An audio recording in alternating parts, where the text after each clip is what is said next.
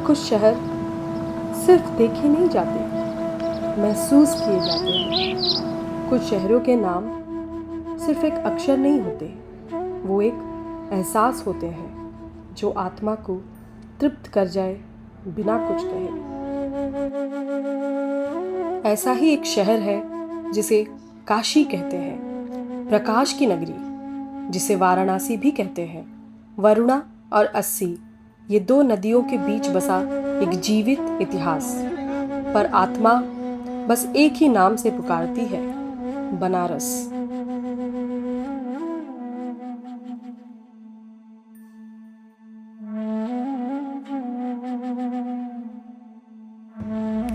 जहां मृत्यु अंत नहीं, मोक्ष की पहली सीढ़ी है। गलियों में गुनगुनाहट है, लेकिन मन में एक गहरी शांति। यहाँ जीवन के हर रंग में एक शून्य छुपा है, हर कदम पर इतिहास है, हर किनारे पे कोई नई कहानी।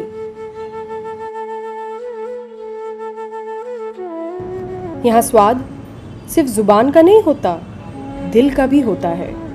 खस्ता कचौड़ी की खनक में एक याद बसी होती है, मलाई के मिठास में एक सुकून, ताजा पान की महक और उबलती चाय की खुशबू, जैसे हर कोने में कोई कहानी छुपी हो। ये गलियां सिर्फ रास्ते नहीं, एहसास है जो सिर्फ रुकने वालों को मिलते हैं, भागने वालों को नहीं। बनारस सिर्फ देखा नहीं जाता, महसूस किया जाता है। ये शहर नहीं, एक प्रार्थना है जिसमें हर मुसाफिर अपने सवालों के साथ आता है और जवाब बिना शब्दों के ले जाता है।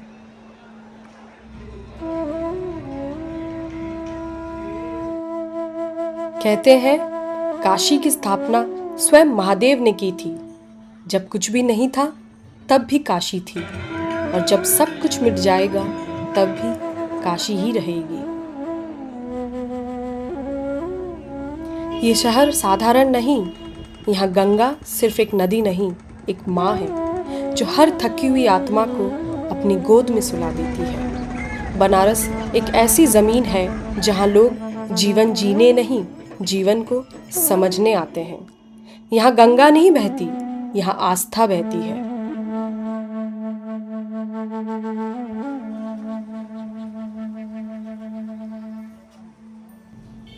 तो आइए काशी को देखने नहीं, उसे महसूस करने आइए। इस तेज दौड़ती दुनिया से थोड़ा हटकर बनारस की इन पुरानी गलियों में चलिए एक स्लो और सोलफुल यात्रा पर, जहां हम बस देखेंगे नहीं, खुद से मिलेंगे।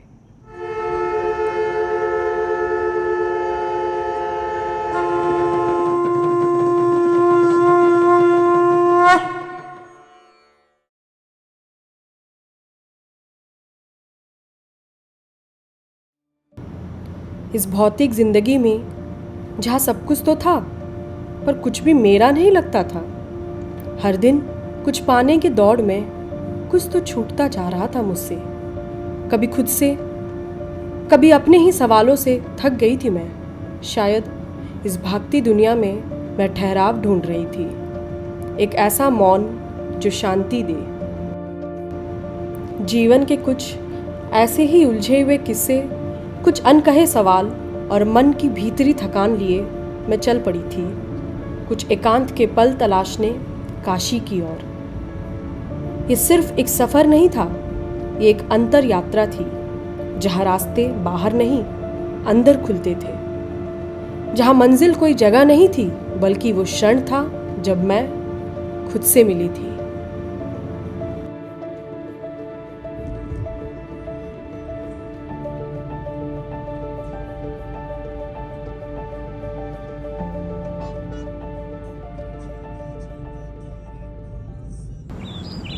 सुबह के पहले उजाले में जब पूरी दुनिया सोई होती है, काशी जाग जाती है। घंटियों की हल्की गूंज, दियों की रोशनी और गंगा की शांति, यही है बनारस की सुबह।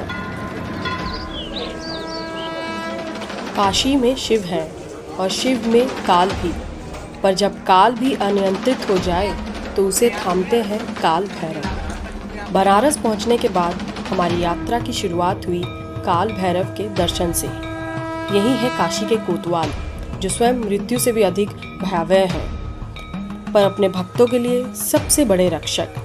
इनके द्वार पर आने से पहले यहाँ की हवा भी अनुमति लेती है और कहा जाता है कि बिना काल भैरव की आज्ञा के कोई काशी में टिक ही नहीं सकता। इनकी आंखों में ज्वाला है, पर भक्त को केवल करुणा दिखाई देती है। ये रक्षक हैं धर्म के और नाशक हैं अधर्म के। यह मंदिर नहीं, ये शक्ति का शुद्धतम रूप है। यहाँ आकर डर भी शांत हो जाता है और आत्मा निर्भय। काल भैरव के दर्शन के बाद हमें खींच लाई एक और आकर्षण, श्री काशी विश्वनाथ के दर्शन। ये सिर्फ एक मंदिर नहीं, ये शिव का वो स्वरूप है जहाँ पूरी काशी अपना तन, मन और प्राण अर्पित करती है। कहा जाता है जो काशी विश्वनाथ का एक बार दर्शन कर लेता है, उसका जीवन सफल हो जाता है। उनका नाम ही विश्वनाथ है, सारे विश्व के नाथ। सकरी गलियों से गुजरते हुए जब हम उनके द्वार तक पहुँचे तो लगा जैसे हर दीवार, हर कोना हर हर महादेव के जाप में जीवित हो। कॉरिडोर के इस खुले आंगन में आस्था बादलों से बात करती है और विश्वनाथ सब कुछ चुपचाप सुनते हैं। मंदिर के अंदर घंटी की गूंज थी, धूप का सुगंधित धुआं था और शिवलिंग पर चढ़ते जल के हर बूंद में एक ऐसी तृप्ति थी जो शब्दों में नहीं, सिर्फ आत्मा से महसूस की जा सकती है। यहाँ देश के कोने कोने से लोग आते हैं, किसी के हाथों में फूल, किसी के आंखों में आंसू, सब अपने अपने मन के शिव को ढूंढने आते हैं। ये भीड़ नहीं होती, ये भक्ति होती है जो हर हर महादेव के जाप के साथ अपनी आत्मा को विश्वनाथ के चरणों में समर्पित करती है। कहते हैं शिव के बिना काशी की कल्पना भी नहीं की जा सकती। ये वो नगरी है जिसे शिव ने अपने त्रिशूल पर बसाया, इसलिए इसे अविनाशी काशी कहते हैं, जहाँ काल भी रुक जाता है और जीवन और मृत्यु दोनों एक साथ विराजमान होते हैं। काशी सिर्फ एक प्राचीन नगरी नहीं, ये वो स्थल है जहाँ मृत्यु भी एक उत्सव बन जाती है और जीवन एक तपस्या। और फिर जब मैंने मंदिर के अंदर कदम रखा, सब कुछ ठहर गया। भीड़ थी, शोर था, पर मेरे अंदर सिर्फ एक सन्नाटा। शिवलिंग के सामने खड़ी थी मैं, पर मैं सिर्फ शरीर नहीं थी, मैं एक प्रार्थना थी, एक आंसू, एक आत्मा थी जो अपने शब्द खो चुकी थी। पता नहीं क्या मांगा, या शायद कुछ भी नहीं, बस मन भर आया था, जैसे सालों का बोझ किसी ने बिना कहे उतार दिया हो। आंखों से एक गीली सी मुस्कुराहट बह रही थी और मन में सिर्फ एक ही बात गूंज रही थी, मैं वापस घर आई हूँ। महादेव के भव्य दर्शन से आत्मा तृप्त हो चुकी थी। अब बारी थी दिल और जुबान की तृप्ति की। बनारस की हर गली से उठती उबलती चाय की खुशबू, सुबह सुबह की वो सौंधी सी तलब जैसे हमें खींच लाई सीधे लक्ष्मी चाय भंडार की ओर। सन 1964 से ये छोटा सा ठिकाना लक्ष्मी चाय भंडार बनारस की आत्मा का हिस्सा बन चुका है। 3 पीढ़ियों से यहाँ चाय बनती आ रही है। एक ही मिट्टी के कुल्हड़ में वही अद्भुत स्वाद, वही मिठास। यहाँ की चाय सिर्फ चाय नहीं होती, यहाँ हर घूंट में बनारसी आत्मा का स्वाद घुला होता है। यह वो जगह है जहाँ विद्यार्थी, साधु संत और सैलानी एक ही कतार में खड़े मिलते हैं, सिर्फ एक कुल्हड़ चाय के लिए। और जब उस चाय के साथ मलाई टोस्ट की परत चखने को मिले तो समझ लीजिए सुबह बन गई बनारसी। यहाँ शिव की नगरी में चाय भी प्रसाद सी लगती है।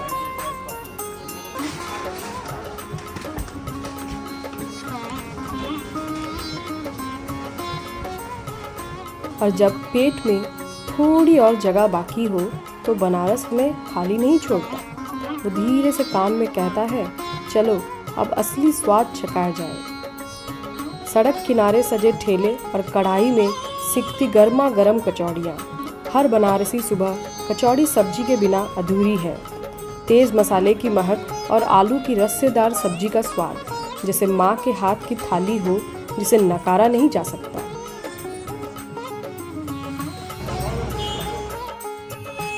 फिर घूमते टहलते हुए एक मोड़ पर मिलती है टमाटर चाट। हाँ, चाट, मगर ज़रा बनारसी स्टाइल में। बर्तन में पकते उबलते टमाटर मसालों और घी से घुलते, एकदम लजीज और अनोखा स्वाद, जिसे बनारसी कहते हैं भाई साहब एक बार खा लीजिए, फिर भूल नहीं पाएंगे। और फिर आता है बनारस की ठंडक में मीठा ताजापन भरने वाला प्याला, ठंडाई। बादाम, गुलाब, केसर और बनारसी अंदाज का वो संगम, जिसे पीते ही लगे जैसे आत्मा तक ठंडी हो गई हो।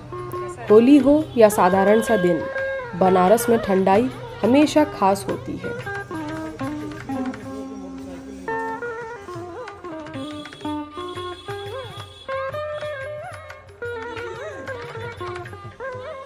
और इस स्वाद यात्रा का समापन किसी और चीज़ से हो ही नहीं सकता सिवाय एक बनारसी पान के। पान जो मुंह में जाए तो मिठास ही नहीं, एक पूरा अनुभव बन जाए। रजनीगंधा, गुलकंद, चूना, कत्था और सौंफ की वो अंतिम छुअन, जैसे ये शहर हमें कह रहा हो अब दिल में समा लो बनारस को। क्योंकि यहाँ स्वाद सिर्फ जुबान पर नहीं, आत्मा पर चढ़ता है। बनारस रूह तक उतरता है।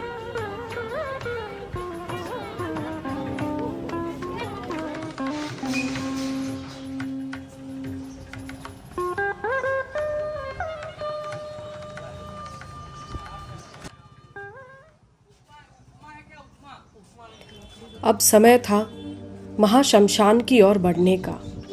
मणिकर्णिका घाट जो कोई साधारण घाट नहीं, यह वो भूमि है जहाँ मृत्यु विश्राम नहीं मोक्ष बन जाती है, जहाँ भगवान शिव स्वयं हर जाती हुई आत्मा के कान में तारक मंत्र फूंकते हैं, जो जन्म मृत्यु के चक्र से मुक्ति दिलाता है।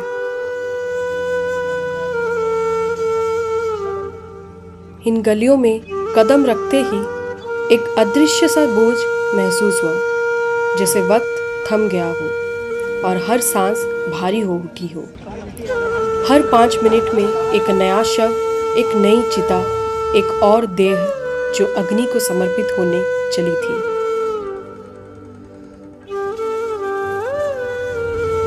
ऐसा दृश्य जो भयावह था, पर मैं भयभीत नहीं थी, क्योंकि वो डर नहीं था, वो सच था। और सच से कैसा डर? मैंने देखा किसी के अपने एक शरीर को चुपचाप लकड़ियों पर लिटा रहे थे और कुछ ही पल में वो देह राख बनकर हवा में विलीन हो गई। मैं बस खड़ी रही, न कुछ बोल सकी, न ही पलट सकी, सिर्फ देखती रही, जैसे जीवन अपनी परिभाषा खुद लिख रहा हो। मनी मन एक सवाल गूंज रहा था, जिंदगी आखिर है क्या? वो जवाब जो ना किताबों में था ना प्रवचनों में, धीरे धीरे आंखों के सामने खुलने लगा। और उसी शमशान की निस्तब्धता में एक आवाज़ भीतर से आई, धीमी मगर साफ, एक दिन तुम्हें भी यहीं आना है। उस क्षण मृत्यु मुझे डरा नहीं रही थी, बल्कि जीवन सिखा रही थी कि हल्का चलो, बोझ मुक्त होकर चलो, क्योंकि अंत में सिर्फ राख बच जाती है।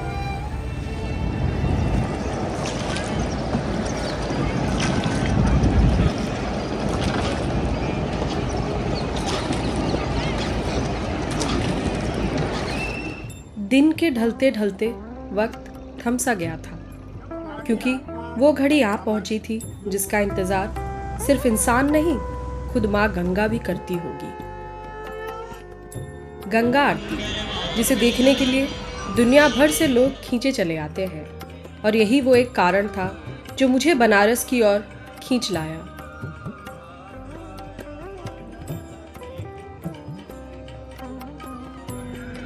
कहना आसान है, आरती देखी, पर सच तो ये है उसे शब्दों में बांध पाना मुमकिन नहीं। वो एक अनुभव है, एक ऊर्जा है जो आंखों से ज्यादा आत्मा को छूती है।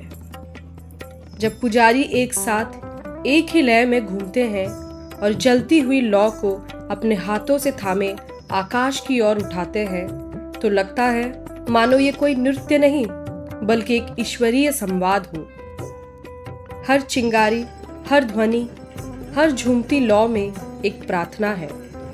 और इन मनोहरी दृश्यों के लिए माँ गंगा भी शायद रोज अपने किनारे पर सब काम छोड़ इंतजार करती होगी।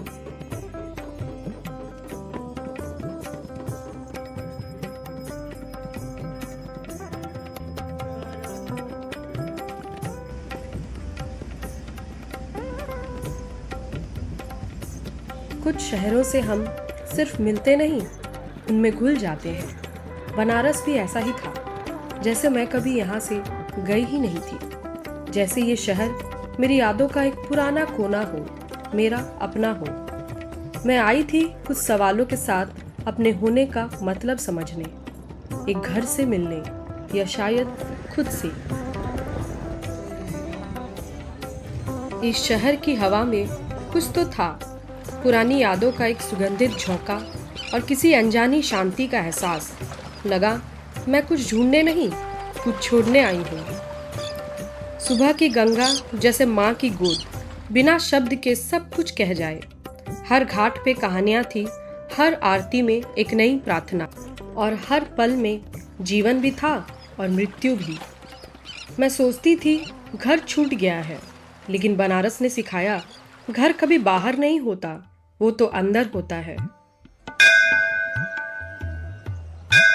बनारस ने मुझे मेरे सवालों का जवाब नहीं दिए, उसने मेरी आंखों से सवाल ही छीन लिए। सिखाया छोड़ देना भी एक वरदान है। क्या लेकर आए थे, क्या ले जाएंगे, यात्रा के बीच का ये सवाल ही तो जीवन है। मैं समझ गई हूँ, मैं इस दुनिया में एक मुसाफिर हूँ और मुसाफिरों को ज्यादा सामान नहीं ले जाना चाहिए। मुझे अब हल्का चलना है, बिना बोझ के, बिना डर के। मैं बनारस से जा रही हूँ, पर बनारस मुझ में रह गया है। मुझे अब वापस जाना है, लेकिन एक नए नजरिए के साथ, एक नए मैं के साथ। अब कुछ भी पकड़ कर नहीं रखना, क्योंकि अब मुझे याद है मैं तो बस एक यात्री हूँ और ये जीवन एक पवित्र यात्रा।